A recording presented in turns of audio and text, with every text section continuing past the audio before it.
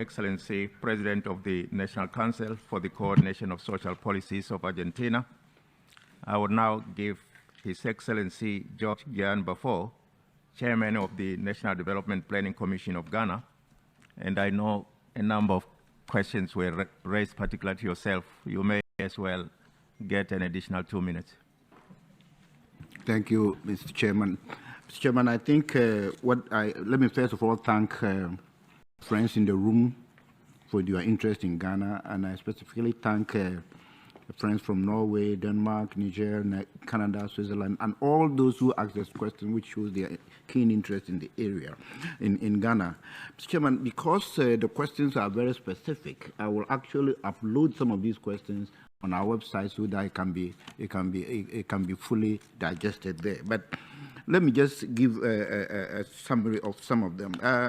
With regard to the question on food security, you see that our staples, about 60% of the staples are all in tubers, and so we don't need chemicals and we don't need fertilizers for those tubers. The area that we need the fertilizers and for our food is where we use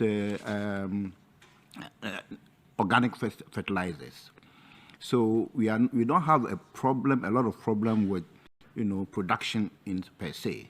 But our problem has been with, of course, the transportation because of the prices of energy, petroleum products, because of course, the geopolitical problem that we are all facing. So that is where the area is. So we are trying to find a way, to those small areas, about 40% of the food items that we use fertilizers, imported fertilizers, we are trying to subsidize these fertilizers by about 15%, and then the seeds by about 40%, and importing and distributing agricultural machinery. We are also trying to subsidize those ones. So in that sense, we don't have a problem with real production, but we have a problem with, getting the food to the marketplace. With regard to improvement in our data ecosystem, Ghana is using very advanced technologies, Earth observation data from monitoring aspects of SDGs 6, 13, 14, and 15. And we are the first country to use citizens' science and methodologies to report on indicator 14.1b, that is plastic debris density, and citizen-generated data for waste management and gender-based violence.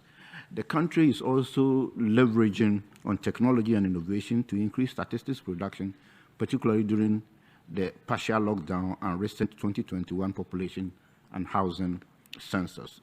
And for the first time, we're using tablets where we can capture all the information from the remotest part of the country to the government statistician's office in Accra. With regard to the issue of climate change policies, you see, prior to the implementation of the SDGs, Ghana already had policies and plans on climate change. In response to the SDGs, the targets indicators have been mainstreamed into our national medium-term development policy framework, as well as the long-term policies, which are further reflected in the sectors and as well as in the districts of the country. So this is where we really push in our climate action into the country. Actually, we also have, we are focusing more on national afforestation programs, and we are also focused on green projects, Green Ghana projects, where this year we actually we actually planted almost about 1 million trees this year. I think my time is up, is it? No, take 1 more minute. Okay.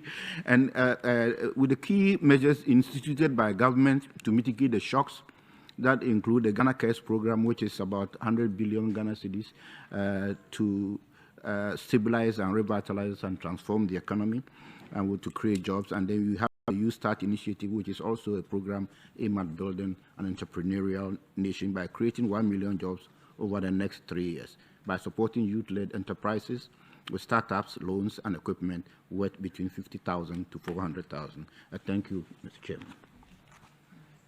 No, thank you very much, Ghana. Excellency, Chairman of the National Development